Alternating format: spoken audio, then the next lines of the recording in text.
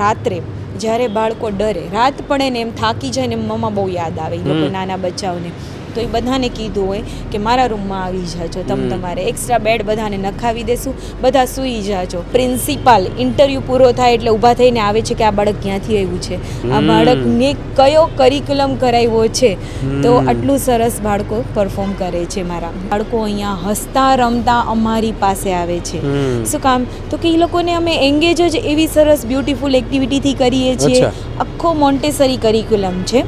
It means practical approach, જેને આપણે કહીએ હેન્ડ્સ ઓન એક્ટિવિટી. પેરેન્ટ અમને કહેતા હોય છે કે મારું બાળક છે ઇન્ટરવ્યુમાં સડસડાટ બધા આન્સર આપી દીધા કોન્ફિડન્ટલી, એને ક્યાંય કાંઈ પ્રોબ્લેમ ન આવ્યો. તો એડમિશન પણ બહુ સરસ રિનાઉન્ડ સ્કૂલોમાં મળી જાય છે મારા બાળકોને. UMI તમારી સાથે બાળક આવે તો એ કઈ રીતે જોડાય છે અને એની આખી પ્રોસેસ ને જર્ની કેવી હોય છે, શું કામ જરૂરી હોય છે, આ બધું સમજવું છે.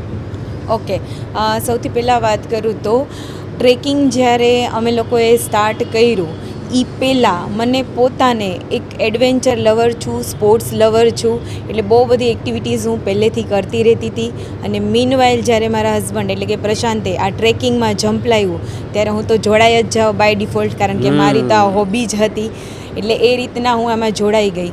બીજી વસ્તુ આવે કે ફિટનેસ. હા, તમે જ્યારે ટ્રેકમાં જાઓ છો ત્યારે 100% પહેલું કામ તમારે એ જ કરવું પડે કે તમારી ફિટનેસ જોઈએ જ. તો હું જેમ કીધું એમ મારું હોબી જ છે.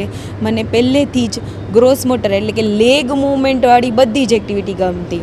સ્પોર્ટ્સમાં તમે કહો, મને બેડમિન્ટન નહીં ગમતું, ઇવન મેં સ્વિમિંગ કરેલું છે. હું સાયકલિંગ મંથલી 2 times જાઉં છું. અરાઉન્ડ 40 કિલોમીટર્સ હું સાયકલિંગ કરું છું, વોક કરું છું, પ્લસ ગરબા ટાઈમે ગરબા કરી લઉં છું.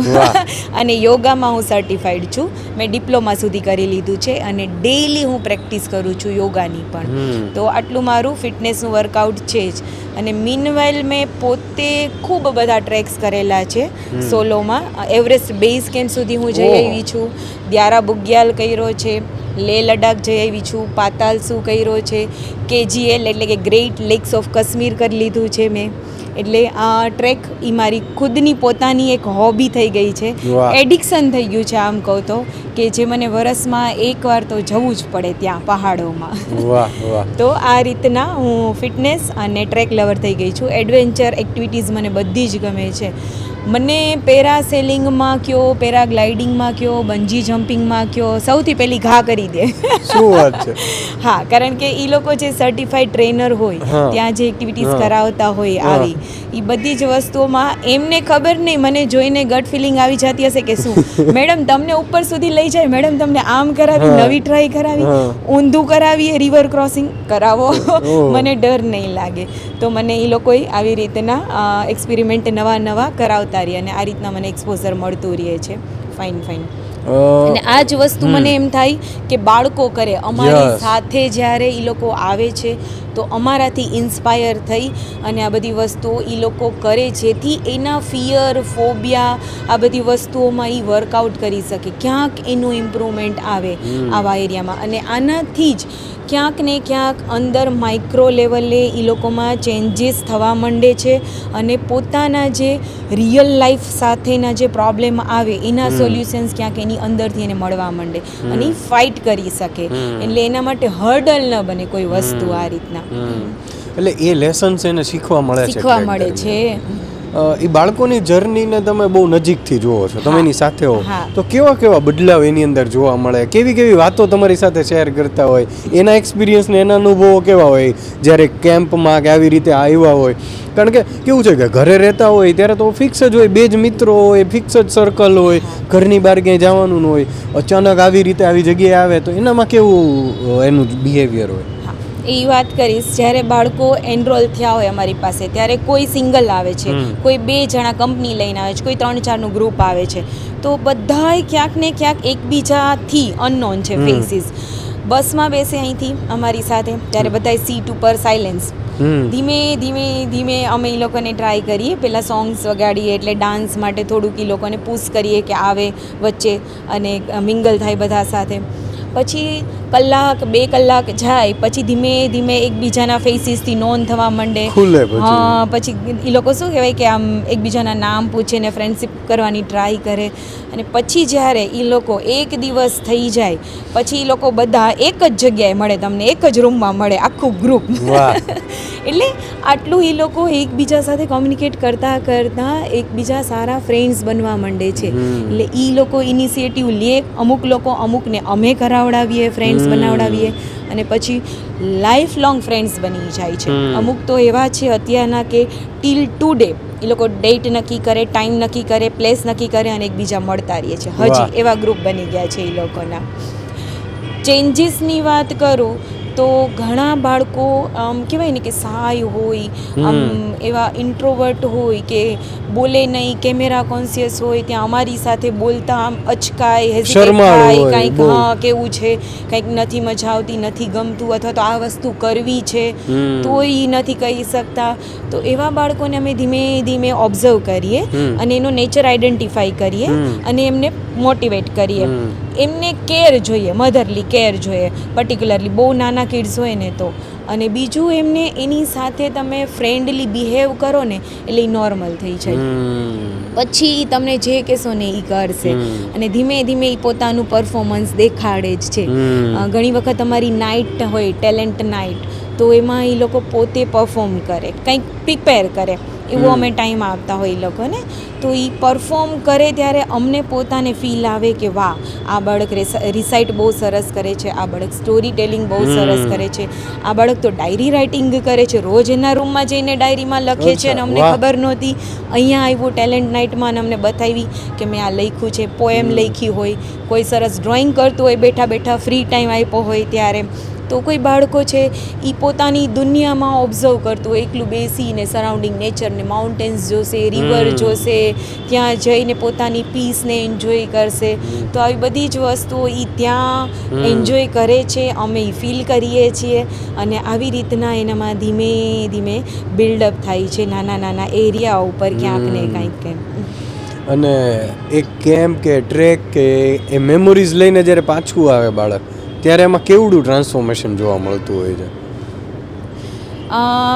જ્યારે એ લોકો એન્ડ ટાઈમ હોય, અમારો લાસ્ટ ડે હોય, ત્યારે અમારું એક ફીડબેક સેશન હોય કે તમે આખી જર્નીમાં શું ફીલ કર્યું, રાઈટ, એ તમારે શેર કરવાનું છે. ત્યારે એ લોકો એમ કહે છે કે અમને ફૂડમાં બહુ મજા આવી હતી, અમને આ પ્લેસ બહુ મજા આવી હતી, અમને સનરાઈઝ જોવાની મજા આવી, અમને આ જગ્યાએ ક્લાઇમ્બ કરીને સનસેટ જોવાની મજા આવી, અથવા તો મને આ ફ્રેન્ડ સાથે બહુ મજા આવી અહીંયા. પ્લસ ઘણી વખત એવું થાય કે મમ્મી પપ્પા સાથે કિડ્સ ગયા હોય તો અમુક એક્ટિવિટી ન કરવા દીધી હોય, મમ્મી જનરલી ના જ પાડે, ના બેટા, કારણ કે એ રિસ્કી લાગતી હોય એમના એંગલથી, એમની નજરેથી. તો એમને અહીંયા એ જ ચાન્સ મળ્યો હોય કરવાનો, તો એને એ ફીલ થયું હોય કે ના આ તો કરાય, આમાં તો વાંધો નથી, આમાં તો બહુ મજા આવી. થ્રીલ જે ફીલ કરી હોય ને અહીંયા કરી હોય અમારી સાથે. પ્લસ અમારા ગાઈડ એવા હોય, એમની સાથે એ લોકો વાતો કરતા હોય તો એને કંઈક લોકલ જાણવા મળ્યું હોય.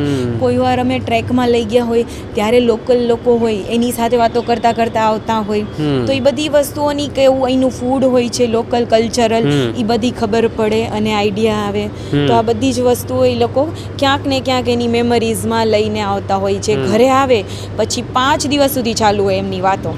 એના મમ્મી પપ્પા થાકી જાય કે બસ રોજ સવારથી સાંજમાં કંઈક ઇન્સિડન્સ યાદ આવે અને એ લોકો કહેતા જ રહે, સ્ટોરી એની ચાલુ જ હોય. તો આવું છે બધું. એ પેરેન્ટ્સની સાથે તમે જ્યારે વાત કરો તો એ પેરેન્ટ્સના શું રિસ્પોન્સ હોય, એ લોકોનું શું કહેવાનું થતું હોય? અને એ લોકો, કારણ કે આટલી મેમોરીઝ બની હોય બાળક સાથે ને તમારી સાથે સતત કોમ્યુનિકેશનમાં હોય, પછી એની સાથે તમારું બોન્ડિંગ થઈ જતું હોય છે. હા, પેરેન્ટ ટીલ ટુડે કહું તો એ લોકો એટલા હેપી હોય છે કે ભાઈ અમે મોકલ્યા હતા જ્યારે તમારી સાથે અમારા કિડ્સને, ત્યારે એ કંઈક જુદા હતા અને અહીંયા તમારી પાસે જ્યારે આવે છે ને ત્યારે આખું એમનું બિહેવિયર અને નેચર અમને અલગ જ જોવા મળે છે.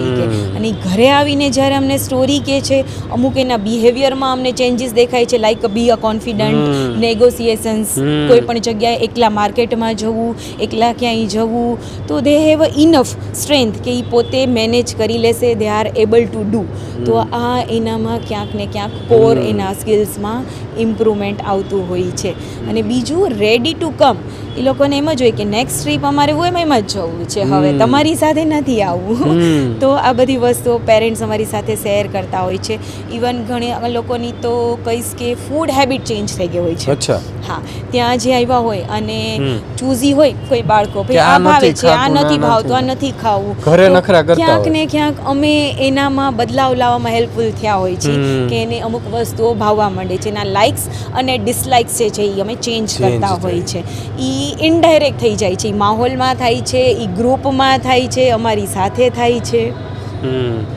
અને ખાસ કરીને નાની દીકરીઓ આવતી હોય, એમની સેફટી પ્લસ એમની સાથે તમે એક મધરની જેમ જ એની સાથે રહ્યો છો, તો એ કેવો અનુભવ હોય છે? નાની દીકરીઓ તો હોય જ છે, નાના દીકરા હોય ઇવન, એ પણ જ્યારે ફર્સ્ટ ટાઈમ આવતા હોય ને ત્યારે એટલા એમને અમારે કહેવાય ને કે કાઇન્ડ ઓફ પેમ્પર જ કહીશ, એમને હાથમાં પાણીનો ગ્લાસ આપો, દૂધ આપો હાથમાં, તો એ પીવે.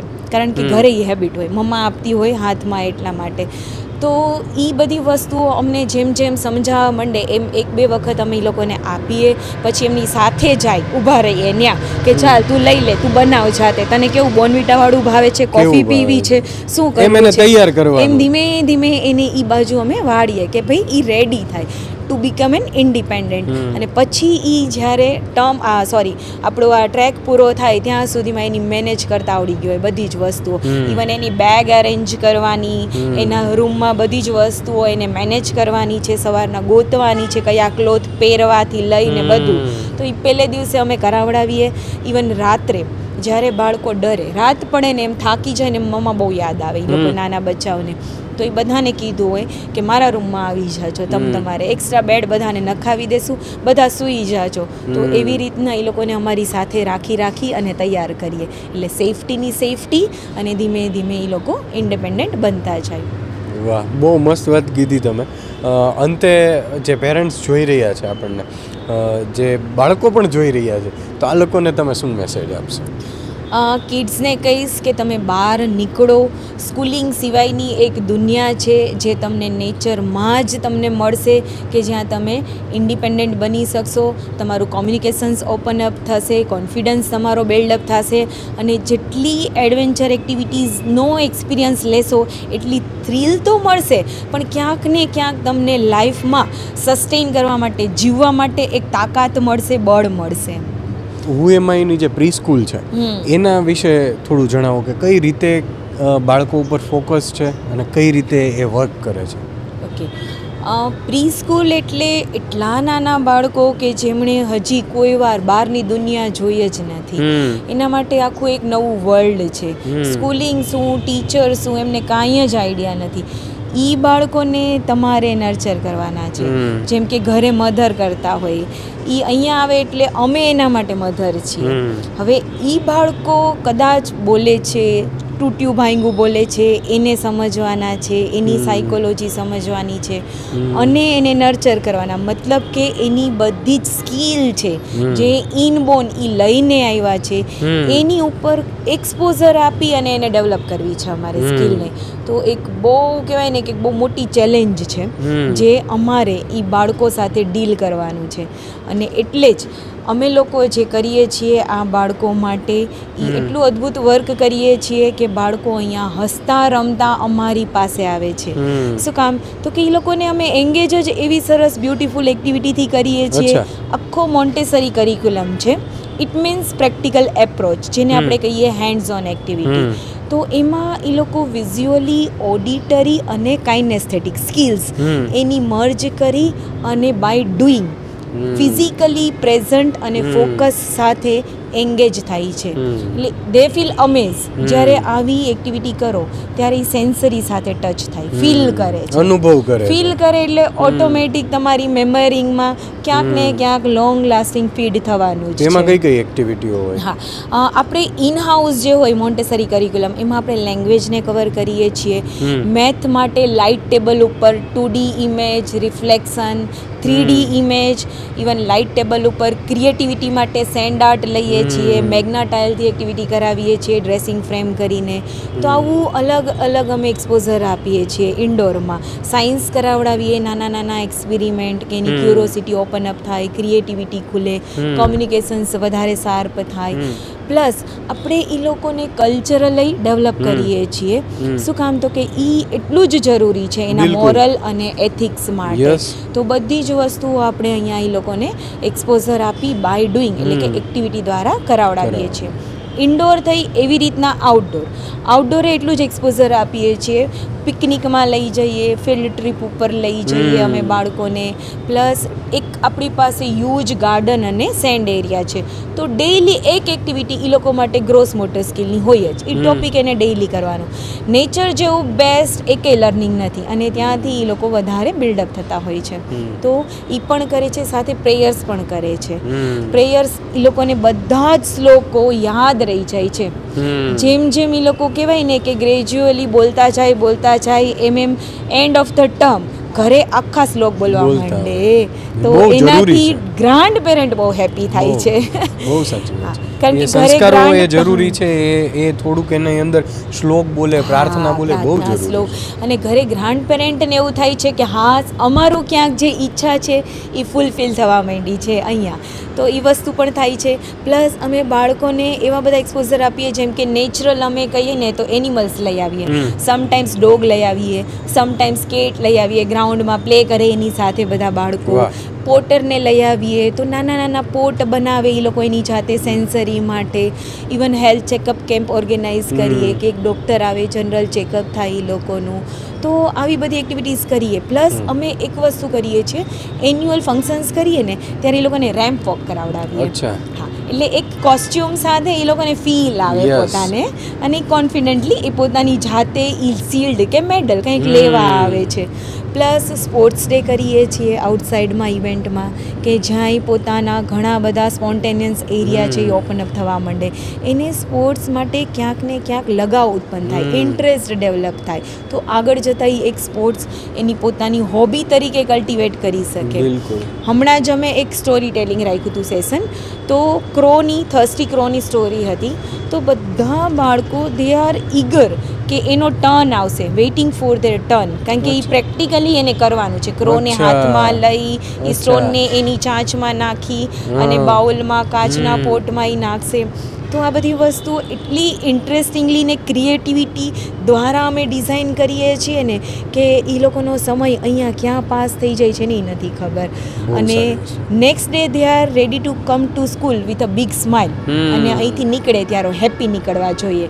તો આ અમારો ગોલ છે અને ફોકસ છે કે જે બાળક રેડી થઈ જાય છે સ્કૂલ માટે, એને આઉટર દુનિયામાં પગલાં માંડવા છે તો એને જરાય હવે ડર સંકોચ નહીં આવે ક્યાંય. અને ક્યાંક ને ક્યાંક પેરેન્ટ અમને કહેતા હોય છે કે મારું બાળક છે ઇન્ટરવ્યૂમાં સડસડાટ બધા આન્સર આપી દીધા કોન્ફિડન્ટલી, એને ક્યાંય કાંઈ પ્રોબ્લેમ ન આવ્યો. તો એડમિશન પણ બહુ સરસ રિનાઉન્ડ સ્કૂલોમાં મળી જાય છે મારા બાળકોને.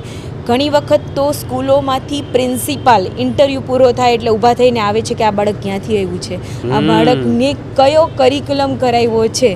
તો આટલું સરસ બાળકો પરફોર્મ કરે છે મારા. તો મિત્રો, તમારે પણ WUEMIનો કોન્ટેક્ટ કરવો છે તો સ્ક્રીન ઉપર નંબર આવી રહ્યો હશે, ડિસ્ક્રિપ્શનમાં એમની ડિટેલ વેબસાઇટને બધું મળી જશે.